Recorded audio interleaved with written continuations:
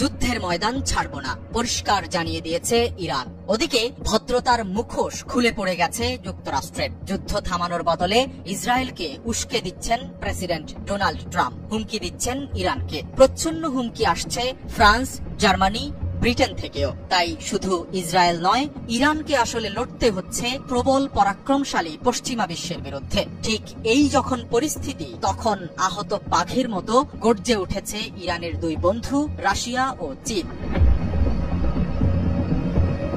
একটু দেরি করে হলেও বন্ধুর পাশে দাঁড়ালো বিশ্বের দুই সুপার পাওয়ার রাশিয়া ও চীন। অর্থাৎ যুদ্ধের ময়দানে ইরান এখন আর একা নয়। এই যুদ্ধের পেছনের নাটের গুরু যুক্তরাষ্ট্রকে হুঁশিয়ারি দিয়ে রুশ পররাষ্ট্র মন্ত্রণালয় জানিয়েছে, আমরা ইসরায়েলকে সরাসরি সামরিক সহায়তা দেওয়ার বিরুদ্ধে যুক্তরাষ্ট্রকে সতর্ক করছি।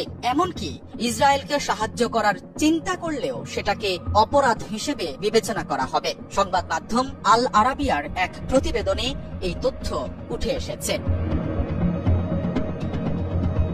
গার্ডিয়ানের এক প্রতিবেদনে বলা হয়েছে, রাশিয়ার উপপররাষ্ট্রমন্ত্রী সের্গেই রিয়াভকভ সতর্ক করেছেন, ইসরায়েলকে সরাসরি মার্কিন সামরিক সহায়তা মধ্যপ্রাচ্যের পরিস্থিতিকে অস্থিতিশীল করে তুলতে পারে। তেমনটা হলে পরিস্থিতির পুরো দায়ভার নিতে হবে যুক্তরাষ্ট্রকে। বিশ্লেষকরা বলছেন, যুক্তরাষ্ট্রকে উদ্দেশ্য করে রাশিয়ার এসব মন্তব্য অনেকটা লাস্ট ওয়ার্নিং এর মতো। এদিকে ইরানের ওপর হামলাকে মোটেও সহজভাবে নিচ্ছে না চীন। দেশটির পররাষ্ট্র মন্ত্রণালয় স্পষ্টভাবে সেটি বিশ্বকে জানিয়ে দিয়েছে। প্রেসিডেন্ট শি জিনপিং যেন আরেক কাঠি সরেস। সম্মান হারানোর আগেই যুক্তরাষ্ট্রকে শিক্ষা নিতে আহ্বান জানিয়েছেন তিনি। এক বার্তায় অতীতের অনেক পরাক্রমশালী সাম্রাজ্য ধ্বংসের কথা স্মরণ করিয়ে দিয়ে তিনি লিখেছেন, যুক্তরাষ্ট্র ছাড়াই এগিয়ে যেতে পারে বিশ্ব।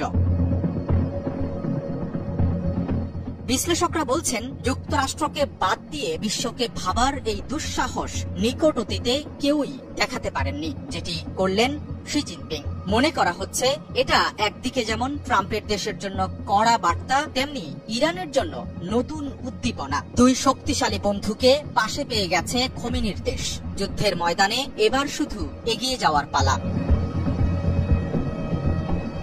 ইরান ইসরায়েল যুদ্ধকে কেন্দ্র করে শুরু থেকেই মন্তব্য করে যাচ্ছেন ডোনাল্ড ট্রাম্প, যেগুলোর অধিকাংশই স্পষ্টভাবে ইসরায়েলের পক্ষে।